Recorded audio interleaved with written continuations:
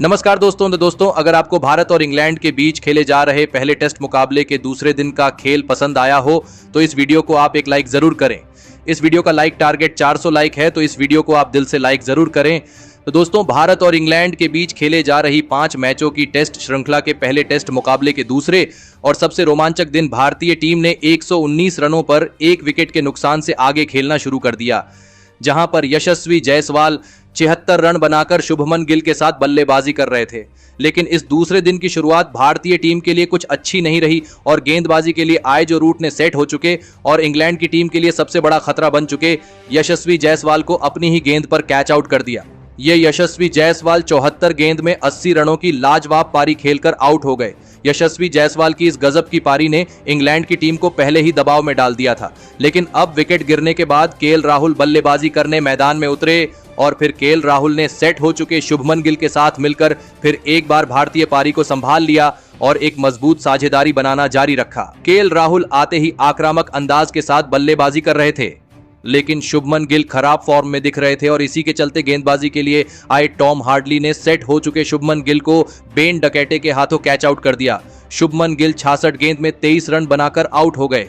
England की team अब धीरे धीरे इस मुकाबले में वापसी कर रही थी, जिस वजह से भारतीय टीम के लिए मुश्किलें बढ़ रही थीं। लेकिन विकेट गिरने के बाद बल्लेबाजी करने आए श्रेयस अय्यर ने केएल राहुल का साथ बेहतरीन तरीके से निभाया और फिर उनके साथी और गजब के फॉर्म में चल रहे केएल राहुल की इसी लाजवाब बल्लेबाजी ने फिर एक बार इंग्लैंड की टीम पर दबाव बनाना जारी रखा। केएल राहुल और श्रेयस अय्यर की साझेदारी अब धीरे धीरे मजबूत होती जा रही थी और इंग्लैंड के कप्तान बेन स्टोक्स की परेशानियां लगातार बढ़ रही थीं। इंग्लैंड का कोई भी गेंदबाज इस साझेदारी को तोड़ नहीं पा रहा था और फिर इसी बीच दोनों की अर्धशतकीय साझेदारी भी पूरी हो गई। तो वही इस बेहतरीन साझेदारी के बाद सेट हो चुके केएल राहुल ने अपना इस मुकाबले का सबसे महत्वपूर्ण अर्धशतक भी पूरा कर लिया।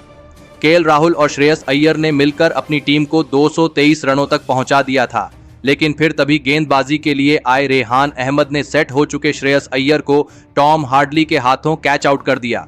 श्रेयस अय्यर 63 गेंद में 35 रन बनाकर आउट हो गए, लेकिन अभी भी इंग्लैंड की टीम बैक फुट पर थी।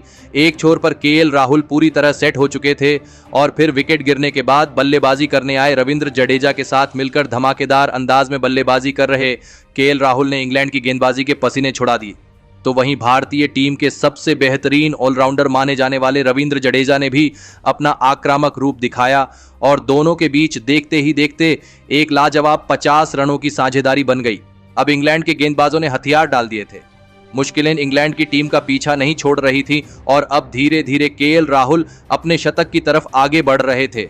सभी की नजरें केएल राहुल की तरफ थी, लेकिन इसी बीच केएल राहुल को टॉम हार्डली ने रेहान अहमद के हाथों कैच आउट कर दिया। केएल राहुल 123 गेंदों में 86 रन बनाकर आउट हो गए, लेकिन भारतीय टीम अभी भी मजबूत स्थिति में थी।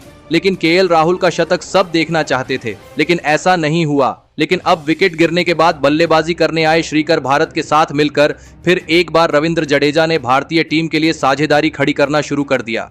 कोई भी भारतीय बल्लेबाज ऐसा नहीं था जो बिना बड़े रन बनाए मैदान छोड़ने को तैयार था, जिस वजह से इंग्लैंड की गेंदबाजी पूरी तरह दबाव में दिखने लगी थी। भारतीय टीम ने आसानी से इंग्लैंड के पहली पारी के लक्ष्य को हासिल कर लिया था। अब धीरे धीरे भारतीय टीम की बढ़त इंग्लैंड की टीम को पीछे धकेल रही थी और फिर इसी बीच श्रीकर भारत और रविंद्र जडेजा के बीच लाजवाब अर्धशतकीय साझेदारी पूरी हो गई। तो वही रविंद्र जडेजा ने भी अपने इस मुकाबले के धमाकेदार 50 रन पूरे कर लिए। दोनों की यह साझेदारी भारतीय टीम के लिए सबसे महत्वपूर्ण साझेदारी साबित हो रही थी, लेकिन फिर इसी बीच श्रीकर भारत को जो रूट ने एलबीडब्ल्यू आउट कर दिया। श्रीकर भारत 81 गेंद में 41 रन बनाकर आउट हो गए।